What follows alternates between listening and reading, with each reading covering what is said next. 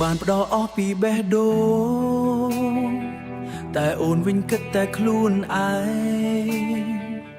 ស្នេហាដែលបងខំថែរក្សាខ្លាចជារឿងគ្មានតម្លៃ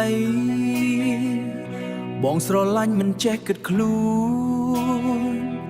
តែអូនវិញគិតតែអារម្មណ៍ខ្លួនពាក្យសន្យាដែលធ្លាប់និយាយឥឡូវคล้ายជាពាក្យតួនទេមនុស្សអាត្មានិយមធ្វើឲ្យបងឈឺចាប់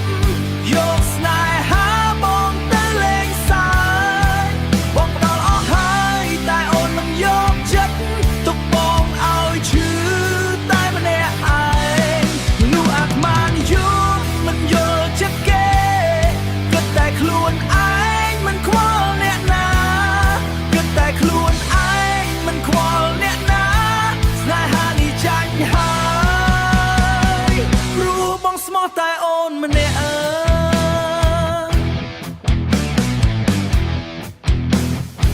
ថ្ងៃមុនអូនសើចនៅក្បែរបង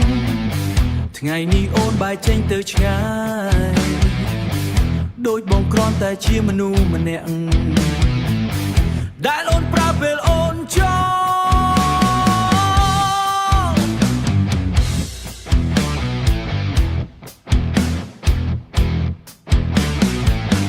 បងមិនស្អប់អូនទេតែបងឈប់សង្ឃឹមហើយស្នេហានេះបងយល់ច្បាស់ថាមិនស្មើគ្នាទេ